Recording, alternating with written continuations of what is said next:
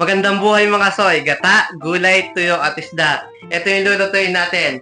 Ang sahog natin, pritong tuyo, pritong isda, gulay, sitaw. Okay, handa na ba kayo? Kung handa na kayo, manood muna kayo. Huwag mo nyo skip yung ating video. Lalagyan din natin ang mga gulay yan para mas sumarap yung ating lulutuin. Pero bago ang lahat, intro muna tayo.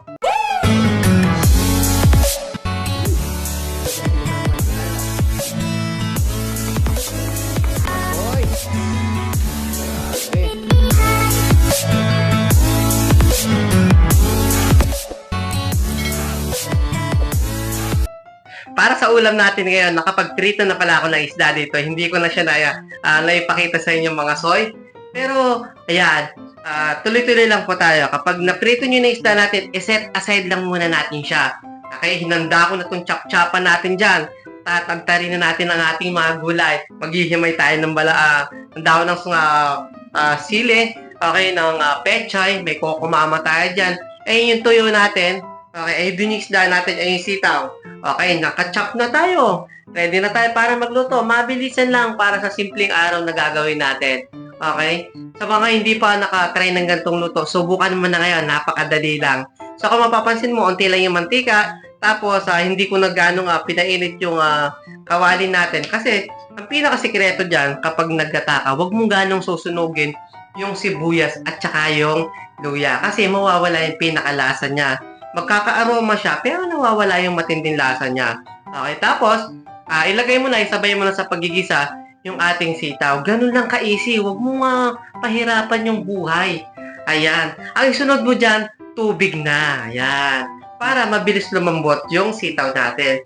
Pagkatapos, kapag nailagay mo na yan, lagyan mo ng mga pampalasa, katulad niyang paminta. Okay, pamintang durog yan nilalagay natin. Ayan. Kung wala kang ganyan, kahit yung nabibili sa palengke na durog lang, depende na sa'yo kung gaano kaanghang yung gusto mo. Tapos, isunod na natin yung Coco Mama. Coco Mama, baka naman. Tapos, lagyan din natin ng konting toyo, pampalinamnam din yan. Tapos yung kulay. Okay, pinaka-pampasarap natin dyan. Ayan, wala na tayong nilalagay na ibang seasoning. Okay? Isang buo ng nor beef cubes. Tapos, inilalagay ko na din yung sa Bisaya, bulad, daing. Okay, yung pinirito natin tilapia kanina. Ayan. Hanggang sa lumambot yung ating mga sitaw. Tapos kaya maaga ko nilagay yan. Tapos huwag nyong ganong patutuyuin yung ginataan nyo para yung sabaw niya ay talaga namang yummy. Yan, nakikita nyo na ba yan mga soy? Yung ganyang lapot niya. Okay, maya-maya matitikman natin yan. Magkakaroon tayo ng taste test dyan. Nakakagutom yung ganyang senaryo eh. Ang kulang na lang dyan ay sili, patis. Okay? Kapag kumain ka, yan, nakikita mo ba yung ganyang kumukulo talaga siya? Sobrang creamy, sobrang yummy. Gayahin mo na ang luto na yan. Huwag ka nang matakaw. Okay? At mag-comment ka kung sinubukan mo. At then dyan, lagyan na natin siya ng gulay. Sa mga hindi naglalagay ng gulay dyan, okay lang. Ako, nilalagyan ko siya ng lahat ng klase ng dahon. Huwag lang dahon ng tsinelas.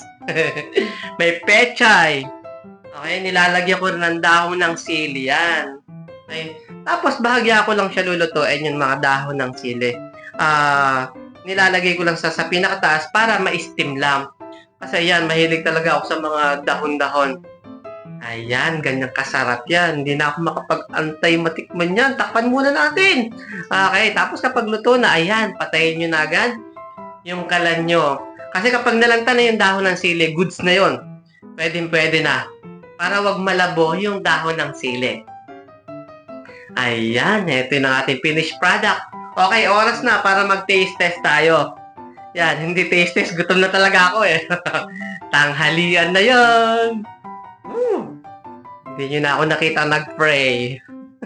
Nagutom na si bata Yun. Grabe mga soy. Sa portion yan, talaga namang mapapasana all ka na lang. Grabe yung sarap ng sabaw.